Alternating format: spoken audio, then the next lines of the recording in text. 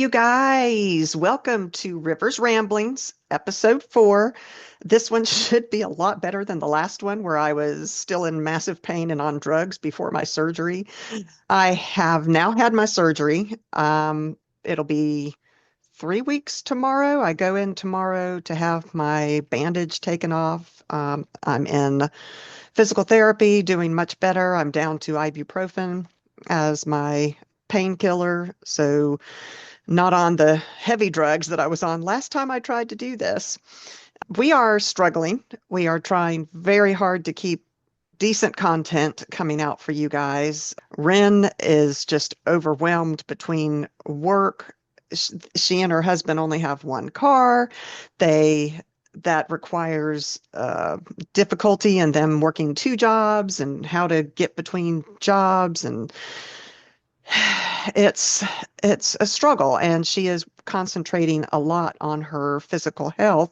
She is working out. I cannot wait to see her. I haven't seen her in forever, and we're going to try to get over there this weekend. It's kind of hard because I'm still in a wheelchair, but we hope to get over there to see her and hopefully go see the hockey game in Athens on what day? Saturday's hockey game. So we're excited about that.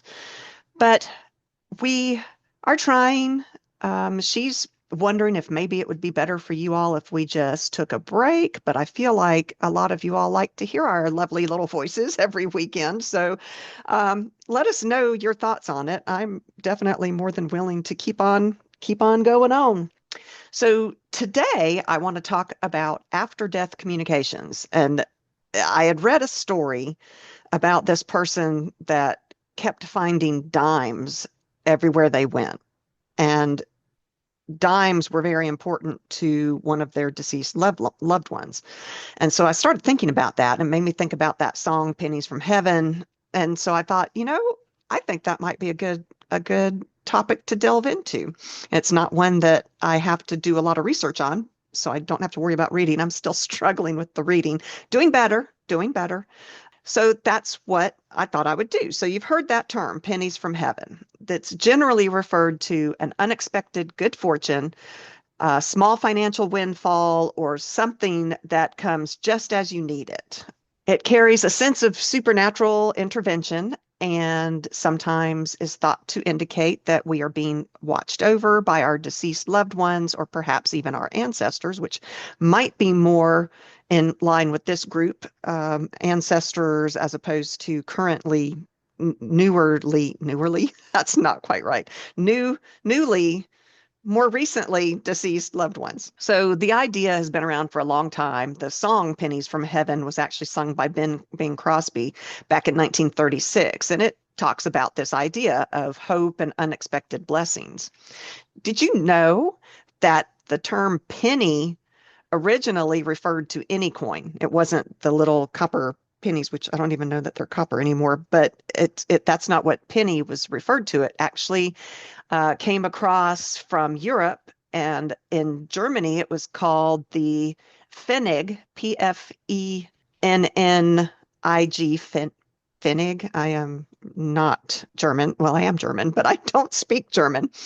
And from the Swedish word penning, and it was originally denoted for any type of coin or money, not just this penny that we talk about today. And actually, the official name of a penny today still is a 1 cent piece, which, if you remember those old pennies, if you're lucky enough to find some of those, say 1 cent piece on them, which I thought was pretty cool. But anyway, there are many spiritual beliefs regarding after death communications, or ADCs. Witches tend to believe that when the veil is thin, this veil that separates the living from the spiritual realm can be breached so that we can get information passed back and forth across this veil, where our ancestors might be able to leave signs, symbols, or messages to the living who are attuned to those kind of things. So signs that you might be being communicated with from your ancestors or loved ones, deceased loved ones, are these are the things that you might see that might indicate this. So coins or trinkets, pennies, dimes, like that story I heard about, other trinkets, Feathers or natural objects. Feathers are commonly interpreted as signs that a deceased loved one is near. And it can serve also as a reminder that the spirit of a departed is still watching over you. Some people think of feathers when they see feathers that it's an angel, a guardian angel might be near. Examples of finding a feather, if you find feathers in unexpected places, like I actually did this last week. I have a comforter, but it's not a feather. It's not a down comforter. It's not got feathers in it. And I found a white feather, a little tiny white feather on my comforter. My pillows don't have feathers in them. I don't have birds. There is no reason for there to be a feather on my bed. And so I thought that was interesting. But if you find a feather in an unexpected place, such as your home or maybe a location that has meaning to a deceased one, it might indicate that they're trying to communicate with you. This could be particularly poignant if the feather is in a particular color that might be significant to your ancestor or deceased loved one. Did you know that feathers not only protect birds from the elements, thorns, and insects, but they also repel water? They provide camouflage and help birds also attract mates with their sexy, showy plume displays. Like that makes me think of the peacocks that show the gorgeous, usually it's the men in birds that are the ones that have the gorgeous plumage to try to get the attention of the female birds. If birds or butterflies appear in an unusual or repeated way, it might mean that you are being communicated with. I have heard that cardinals in particular are supposed to represent dead loved ones. And one of my favorite authors, Karen Manning, she often posts pictures of cardinals that gather outside her windows. She's got a gorgeous view from her window, and she'll have these trees that are just covered in cardinals, and it's just gorgeous. And she believes, I think, in her posts that I've read, that she believes that these are representatives of past loved ones. Butterflies are also thought to be spiritual messengers. So if you see butterflies, they might be trying to get you a message. Dreams or visions. Usually the dreams are these very profound dreams. And dreams are really a very potent way to communicate through that veil, because when you're asleep, you're in a different state of consciousness than when you are awake. And it sometimes is excuse me, easier to communicate in the dream state. So it can be very potent. But usually these dreams are very different than a normal dream. They are very vivid. They are clear. You remember them when you wake up. And you often wake up feeling this direct message that might have come through. Keeping a dream journal would help. I think I talk about this a little bit more later, but it's a great way to track what your dreams are and see if there's a common thread that might be trying to tell you something, especially if it's something like you dream about spiders over and over again or whatever, then you do research on what that item that you're seeing might represent and then take into account your particular ancestors or your deceased loved ones to get the meaning to you. Because what a spider means to me is not going to be the same thing as what a spider means to you based on our history and our loved ones and that kind of thing. Electrical disturbances. So flickering lights, radios turning on and off without explanation, that static sound that you hear sometimes from electric devices. Now, this reminds me of ghosts, honestly. The Poltergeist movie, the original one with that little girl that would talk to the spirits in front of the TV, the static at the end on the TV. That's what that reminds me of. And that's also a piercing of the veil in a way, but it's a piercing of the veil to talk to spirits that might not be related to you. It might not be a loved one. It might not be your ancestors. It could be a poltergeist, or it could be any other entity that might be trying to get in touch with you. So be careful of that. Don't go, oh, it's my grandma trying to get in touch with me. I'm going to embrace this and do whatever they say.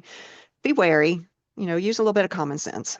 But perhaps This might also be when you're talking about electrical disturbances, a particularly meaningful song that might come on at an unexpected or unusual time or in an unusual way. Um, Perhaps you have a spouse that passed away and your song, which is not a very popular song or never was a very popular song, comes on the radio suddenly. Just be aware. It could be totally coincidence, which is scientists tend to believe that, but it also might be something more. You got to think witches tend to be people who are able to receive and feel things that other people don't pay attention to. And I don't know if it's because we're more open. I honestly thought that everybody could feel it. I thought everybody could feel this energy that I feel. And my husband looks at me and he's like, no, I don't feel it. There isn't anything. I'm like, just try. Think about it. Feel it. You can feel it. You can actually feel it. It's around us. And he's like, no. So I had always thought everybody could do it. And apparently that's not a true thing. I don't know. But I do feel like witches are more open to messages from the other side, whether that's from deceased loved ones. I don't know. Is there a heaven? Is there not a heaven? I don't believe in a heaven, but I do believe that there's something beyond where we are now. Too many unexplained things have happened where people have seen or felt ghosts or felt connections from past loved ones to just poo-poo it away. I think it's a totally real thing. We may not know what it is, but I feel it. Okay, I went off track there. So back onto track. If you have sense or sensations that aren't normal or are unexplained, like perfumes or pipe smoke or tobacco that appear for no apparent reason. I remember reading a story. This is part of what got me wanting to talk about this topic. There was a story about a woman who was driving, and her grandmother had passed away quite recently. So it was fresh and hurtful still. And she was driving, and suddenly she felt her grandmother's perfume. And no one else had been in the car. She had been driving in the car for a while, and it just came out of nowhere. And she was so overwhelmed with the grief and the feeling of her grandma that she pulled over. And it turned out that if she had kept driving, that she would have been involved in an accident that was about 2 miles down the road. And so if she had kept driving, that she could have been killed. And she thinks that that was her grandmother warning her that her grandmother appeared that and that strong scent, which caused her to pull over because she was so overwhelmed with emotion, saved her life, which that's just fascinating to me. But these smells or feelings may be an ancestor or a past loved one trying to communicate something to you. It might not be a warning. It might be just comfort. I'm here. A touch on the shoulder or a brushing sensation may be an ancestor reaching out. And if Rin were here, she'd be going, oh, hell no. I don't want anything touching me from the other side. But, it could be that kind of thing. The other podcast, one of the podcasts I listened to, and That's Why We Drink, M, they say that they have felt, I can't remember what house they were in, but they felt a ghost touch them in the bed. And Ren's like, oh, hell no, no, no, no.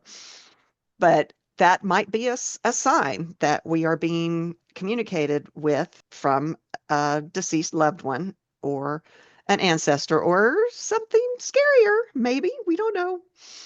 Just be aware. Objects being moved. Okay. This happens to me all the time, and it could be because I am not the most organized of people, but I have always attributed this to the Fae. I'll have a ring that I've been looking for, and suddenly it appears right back where I've looked 10 times already. It's just there. And to me, that's the Fae messing with me, especially if I haven't been able to clean up. Like since I'm in a wheelchair right now, my poor husband is having to not only work full time, take care of me, but he's the one in charge of cleaning right now. And my bathroom area where I put on my makeup, he doesn't clean that because that's all me. And it's a little messy. And so I've always thought, okay, that's the Fae. They're perturbed that I'm not keeping my area clean. But some people think that objects like jewelry or pictures or trinkets of a deceased loved one that move on their own or turn up in a place that they shouldn't be or in a place that you've looked 10 times before are is a sign of an loved one communicating with you or trying to pierce that veil and communicate. Sounds. So, hearing familiar sounds, whispers, or noises that seem to have no rational explanation. This is another one Ren would be going, fuck no, I am out of here. Um, as opposed to me, who'd be going, oh, let's go find out what that noise is. I'm here. It's from this direction. Let's go this way. And she's going the other direction. But I thought maybe this might include music, that song that might be important to a past loved one. Knocking sounds. I think Ren and I talked about the power of three and knocking three times, but knocking and the manner that it's knocked in might mean something to you. Maybe you and your grandfather had a special knock for your treehouse or whatever, and you had a code that you would knock. And if you hear that, you might know it's your grandfather. Symbols. Symbols like numbers or any other kind of symbol that repeat. And if that item appears too often to be random, it might mean something. And then the trick is to figure out, well, what the hell does it mean? I don't know. Um, but a lot of people believe in angel numbers. And so I believe in the power of numbers. I know we've got one listener, our oldest listener, I don't remember how we worded it, but she is into numbers. She is a teacher, and numbers mean a lot to her. And so I do think that numbers have power, and repeating numbers that you might be seeing over and over again could definitely mean something. The kicker is trying to figure out what it means and what they're trying to say, which is individual to the person, because my grandmother is going to try to converse with me in a different way than your grandmother might try to converse with you. Animal behavior. How many times have you seen your cat staring at a spot on the wall, or your dog growling for no apparent reason? There's no car outside, there's nobody outside. Why are they growling? That is creepy, but animals can act protectively if they feel a spirit present.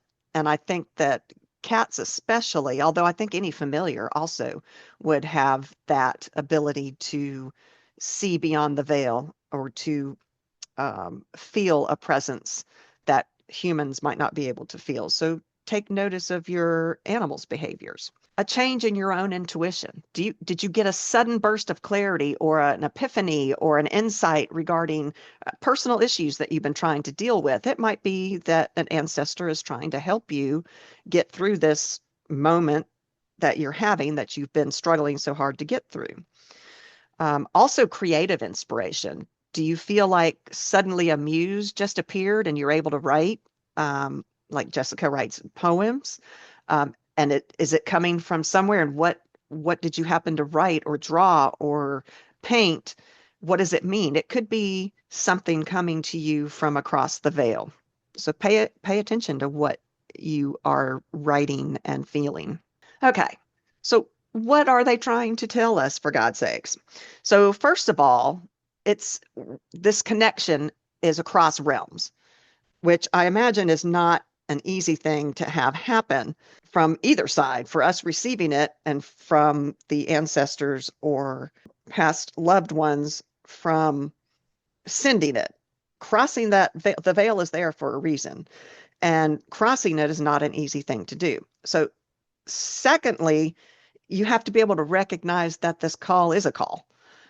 But once you do, what does it mean? So, there are some things like it could just be simple memories or legacy. It could be that an item appears, or you notice an item that might symbolize a memory or a legacy of the deceased. It could be the deceased wanting you to know that they're there for you, that they are seeing you, that they are there to help you. Maybe the grandmother's quilt that she made and crocheted herself slips off the sofa, which could be gravity. It could be just what happened. Or it could be your grandma trying to tell you, hey, I've got you. It's a comfort thing. It's a warmth thing. Maybe they're trying to make sure that something they taught you is remembered. So, like, if you're veering off your path, which we all do sometimes, we get turned the wrong way.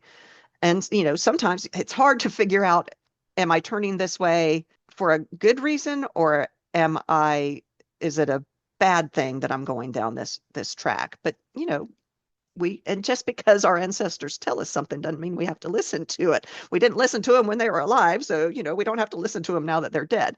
But we should probably be aware of these calls that they might be giving us and try to determine if it's a good thing or a bad thing. It could be that they're just wanting you to remember something that they taught you. Maybe you're feeling lost. I know a lot of us, especially in the wintertime, I love the winter and I love the cold, but as I talked about in the rambling about winter time and the very real depression that comes during that time, I'm so happy that it's getting warm outside, at least here. I don't know how warm it is up north, but here in Georgia, it's beautiful. And honestly, I posted a meme the other day that was like, this warm weather smells like day drinking, which I am so ready to go do. Now that I'm off my pain meds, I can actually drink again. Not drinking today. I'm drinking water today. But okay, I went off my path again. But maybe you're feeling lost and your ancestors or loved ones are trying to help you get back on your path. So just, that could be the reason and what it's meaning, these calls, these items, these signs. It could be connection and presence. It might be that the item is a physical representation of a connection you had with someone. It could be meant to evoke feelings or memories or comfort. It could be guidance, wisdom, or warning, like that car one that I read that gave me the chills where she pulled over and would have been killed otherwise. But to me, this one is the one that makes the most sense. Why else would you go through the trouble of piercing that veil unless you're trying to help guide or impart wisdom or a warning to your decedents? Is that what we are? The live ones? Are we decedents? I think that might be right. But, it takes effort for them to do it. So it's got to be something important. So we should probably pay attention. Like, think about if a book turns up in an odd place or falls over or falls off the bookshelf for no apparent reason. It could be your deceased one trying to evoke a teaching or a reminder of something that was in that book that meant something to you. Any reading that book again might help you feel closer to that ancestor. And it could be simple as that they just want you to feel close to them and realize you're not alone in this world, especially if you happen to be a person who has no other living relatives. I have a friend whose mother and father died both of cancer. They were very young. It was just her and her brother.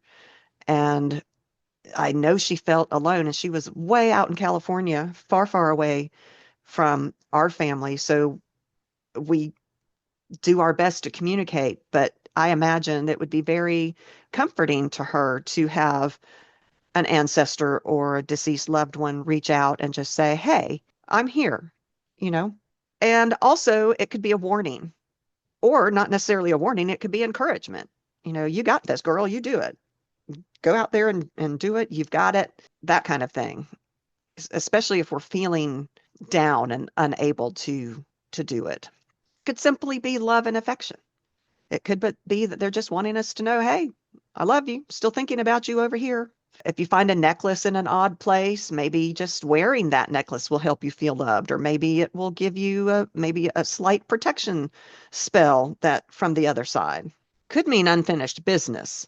This is it could represent some unresolved issue. That makes me think of that TV show a long time ago with the Ghost Whisperer, that ghosts couldn't pass across the veil until they had resolved their unfinished business. So it could be that they're asking you for help to resolve something unfinished for them. Don't know. Transformation and healing. It could be the item appears to help ease you in some form, or transformation or healing process. Maybe it's something to help you do those things. Maybe you're having a rough time and the item is there to help you overcome the hardship. Maybe it's meant to give you to get you to do something. Maybe it's telling you, hey girl, you need to do some shadow work on yourself. And I keep saying girl, guys, I know you're out there too. So maybe shadow work is something that, and also I do think that shadow work might lead you to communicate better with the other side, with your ancestors. I think shadow work is super important. So I wanted to find some stories and see what people have come across that makes them think that it was their deceased loved one communicating with them. So the first one is called Light in the Castle. And it says, my best friend's little sister had been struggling with cancer for a long time. She was almost 5 when she passed away about a month ago. Recently, I went to my friend's house to hang out, and there was this big toy castle that her sister would always play with. We were just sitting there, and out of nowhere, one of the lights in the castle turned on and made a noise. We think it was her. I think that's cool.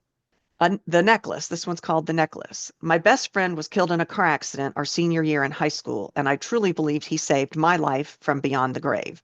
6 months ago, 6 months after he died, I was in a car crash that was eerily similar to the one that killed him. I could have easily been killed, but I somehow walked away without a scratch, even though my car was destroyed. It turned out that his necklace had been hanging in my rearview mirror, only for me to find it after my accident. The next one is called Bird Poop is a Mood Lifter. Growing up, whenever I was pouting, my granddad would say, you better suck that lip in, or a big black bird is going to come along and poop on it. My grandparents also said the same thing. It might be a generational thing, but they would say, oh, a little bird's going to come land on that pout and poop on it. Well, he passed away. This story goes, he passed away when I was in college, and I was walking across campus a week later, mad at something stupid, and a bird legitimately pooped on my lip. Now, every time I see a black bird, I know he's laughing and telling me to cheer up. I think that one's pretty cool. The next one is called The Singing Teddy Bear. My girlfriend has a chest of old blankets and toys at her house, and one of the toys is a singing teddy bear that her grandmother gave to her. One day, we were walking out the door, and the song started playing from inside the chest. My girlfriend rushed over, grabbed the teddy bear, flipped it over to check its batteries, and there were no batteries. The bear then stopped playing, and it hit her that this was probably her grandma that had passed away trying to speak to her, which is very cool. And maybe that stopping to go and get the teddy bear out of the chest prevented her from having some kind of accident or prevented her from being in the wrong place at the wrong time. The next one is called the Family Monarch. My great-grandmother's favorite animal was always the monarch butterfly. During the graveside ceremony, everyone present noticed a gorgeous monarch butterfly land in the middle of her casket flower spread. We all knew it was her last way of making us smile and to reassure us that we would be okay without her. For weeks afterward, we would call each other every time we saw a monarch butterfly. We all saw her butterflies and felt her presence. They would land in the strangest places too, like directly on our hands or in our hair, and even follow us into our cars. Each butterfly experience was honestly magical, and I still think about her every time I see one. That makes me all feel warm and fuzzy. This one's interesting, which could also be a poltergeist. Okay, but we'll go from there. This one's called The Pitcher. 2 years ago, my immediate family and I were visiting my grandparents to go through some of the things that my great-grandmother left for my mom after she passed.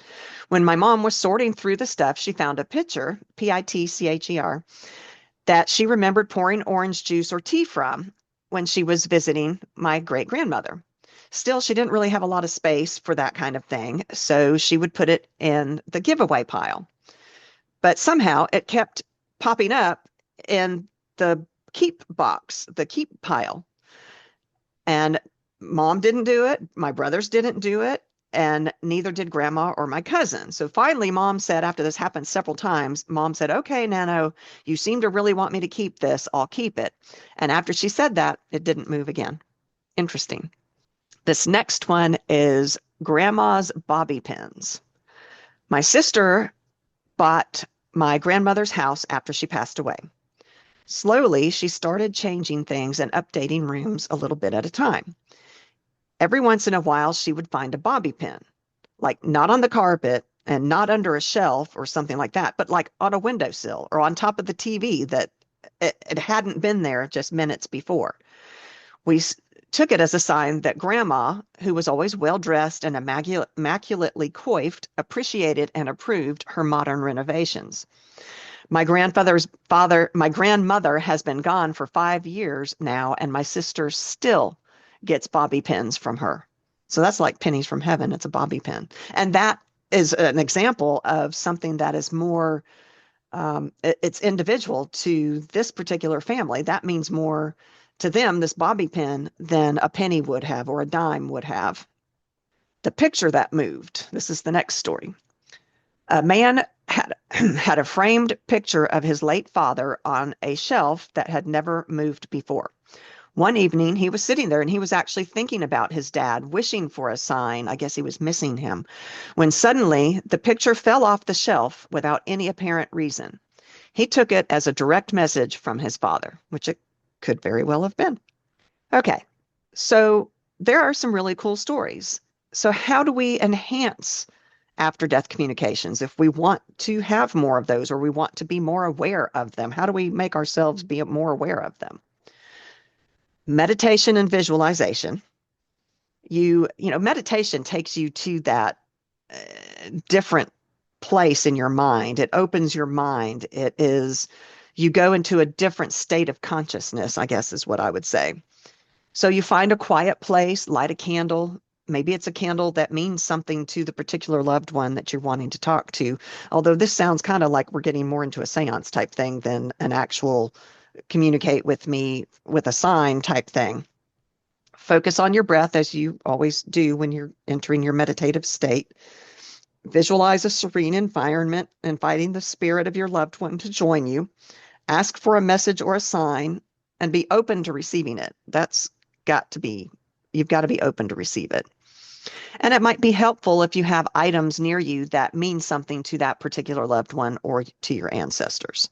Now, one thing that is super important when you're dealing with, or effective, I suppose I should say, when you're talking about crossing the veil is divination. Divination tools, I think, would be a great way to try to enhance after death communication. So tarot cards, which are my favorite, might be a thing to use, or pendulums or oracle cards. Those can help channel messages from that spirit realm.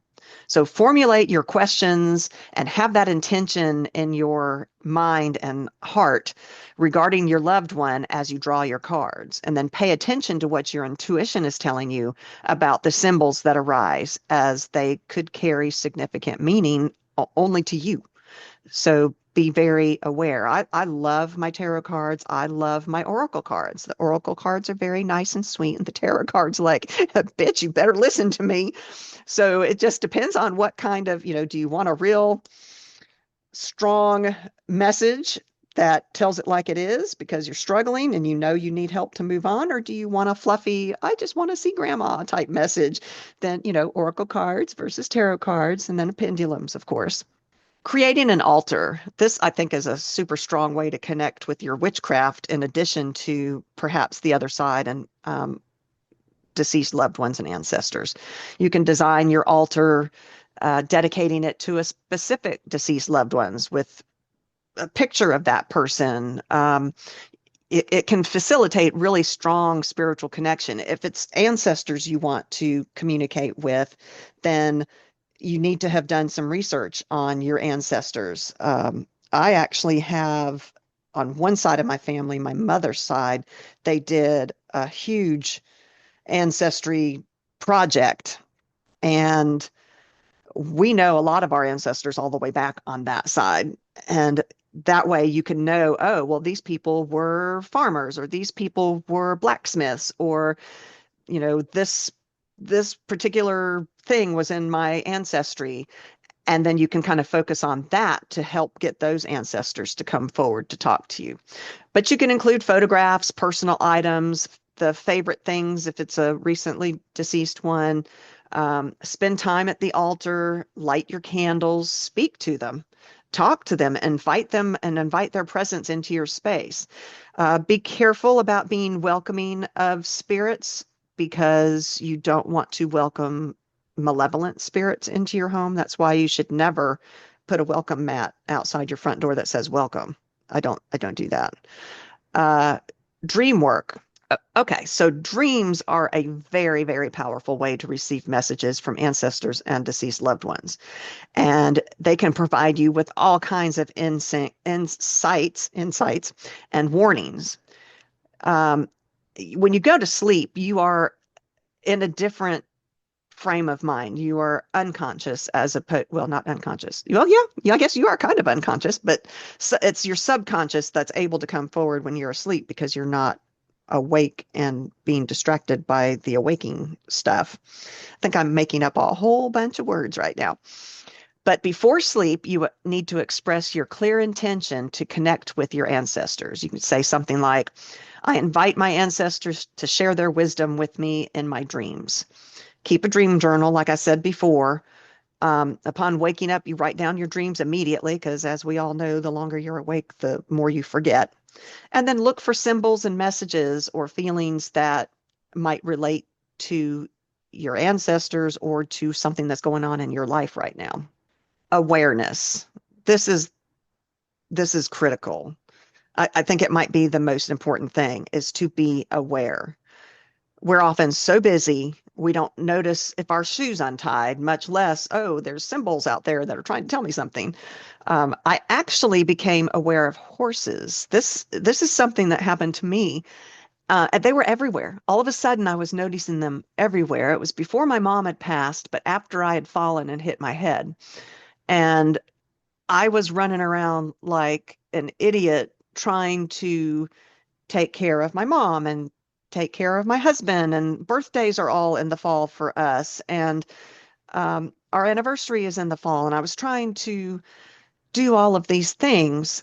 And I was just noticing horses everywhere, pictures of them, statues of them, and then even live animals. I mean, I live in Georgia, so there are a lot of horses around. But um, I was having some really strong issues at this time trying to do everything, and I was extremely worried about not regaining my intellect and my ability to read. And I'm still worried about that, but I am much better now. But I was like, why am I seeing horses? What does this mean? And so I researched it and I found that horses can be a reminder to take care of your mental, emotional, and spiritual well-being. And I was like, holy shit, this means something to me. Somebody is talking to me and reminding me, take care of yourself. You've been through something traumatic. And yes, you are a mother. And yes, you do still take care of other people. Don't forget yourself. And I thought, that's fascinating. And I was aware enough. I don't know how many horses I saw before I finally started going, Jesus, that's like the fifth horse I've seen. What is going on? What does this mean? So I was ignoring my own health and putting everybody else's health in front of my own. And after seeing the horses, I did try to make an effort to focus more on my own healing and to be kinder to myself. I don't have to do everything. It's okay to ask for help. That kind of thing. It was fascinating. And so that I don't know who in my ancestry might have been trying to send me that, or it could be a guardian angel. I don't know, a spirit animal. I have no idea. Maybe it was the horses trying to tell me. I don't know. I don't know what it means. But we need to honor these communications when they happen. So when you do receive a message or a sign from an ancestor, express gratitude, acknowledge their presence and the wisdom that they're providing to you.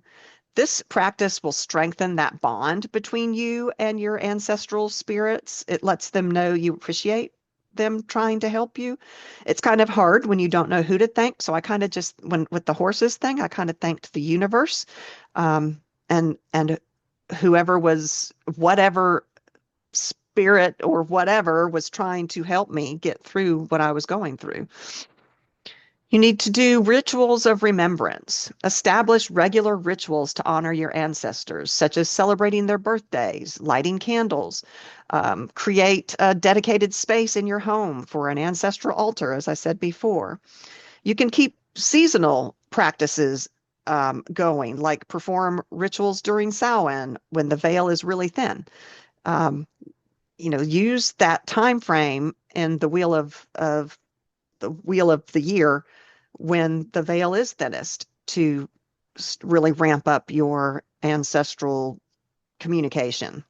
And these acts of remembrance allow you to maintain an ongoing relationship and invite that presence back into your life more often. I do like the idea, like at Samhain, you do the dumb dinner where you sit in silence and you've set a place out for your ancestors and a spot for them to come eat. I think that's a great way to honor your ancestors, and let them know that you do appreciate them, you do understand what they went through, you understand that you are a result of what they went through. We wouldn't be here without them. Scientific perspectives. Okay, so there's no scientific evidence to support the idea of communications with the dead. So some researchers are exploring the phenomenon of like near-death experiences, and which I think we talked about. I think we did an episode on that. So go find it if you haven't listened to it. It might have been an After Dark. I'm not sure. But some studies do suggest that the brain activity might continue for short periods of time after death, which I thought was really cool, and which could also explain the subjective experiences of some individuals who come back to life, who are able to be brought back to life. Others suggest that these experiences might be related to grief and trauma, or drugs. Maybe you're just getting high and you see these things. So a lot of scientists don't believe that it's a thing. I think it is up to us individually to determine if we think it is or not. It just, this whole idea fascinates me. The idea of items showing up randomly to try to warn you. That whole perfume story with the car accident was fascinating. I know there's tons out there. If you all have had any experience like this, let me know and I will share with our listeners. I think it's a very cool thing. But anyway, I guess that's all I've got right now on this topic. I wish Ren were here because I know that she would have a lot of fun things to talk about. And I honestly don't know if I haven't even talked to her about this topic. This is something that maybe I can talk to her this weekend, to see if she's had anything like this happen. I mean, how interesting is it when these things happen that are unexplained? And, people like my husband are like, oh, it's just coincidence. But coincidence can only go so far, like the whole horse thing. Okay, it might be coincidence to see 3 or 4 horses, but I was seeing like 15, 20 horses. Everywhere I went, there were horses. Maybe that could be coincidence, I guess. I don't know. But it wasn't until I was like, okay, someone's trying to tell me something. What does it mean? And I had to go and research. So that's the other thing to do is we aren't going to know. Well, sometimes we might know right off the bat what this means, like the bobby pin thing with that story. They knew what that meant. That was grandma. But with the horses, I don't have anyone in my family who ever had horses. We didn't ever have horses. I've always loved horses. But it's not something that I've ever painted or written about or had any connection with. And so it finally just dawned on me, something's going on here. And I think that it's up to you to go research that. What I found about horses, horses can also mean freedom, but that didn't match what I was going through. And when I found the whole take care of yourself, your mental and physical health, I was like, that's it. That's what it's trying to tell me because it was appropriate to my situation. So if you start seeing red feathers everywhere, research red feathers and look up all the different things that red feathers can mean until you can find what all of a sudden you'll go, oh shit, that's what that means. This is what they're trying to tell me. It's pretty cool. It's more real, I think, than anybody really gives credit to. And I don't know that it's our ancestors. I don't know that it's dead loved ones, but it's something. Is it the universe? Because, I don't think the universe really gives a total shit about any of us individually. It's not like I don't know. I don't know. So think on it. Let us know your thoughts. I am so curious to hear your all's take on it. But thanks for listening. You can find more about us at www.c3witchypodcast.com. There you'll find our email. Email is probably the best way to communicate with us because sometimes there's a delay in getting messages on our platforms. I found a message from a platform on Spotify that was months after they had sent it and that just popped up. So email is the best way to get in touch with us. You can find our episodes on our website, our merch on our website, all kinds of things there. We're a little bit behind on our monthly ones, newsletters. That's it, monthly newsletters.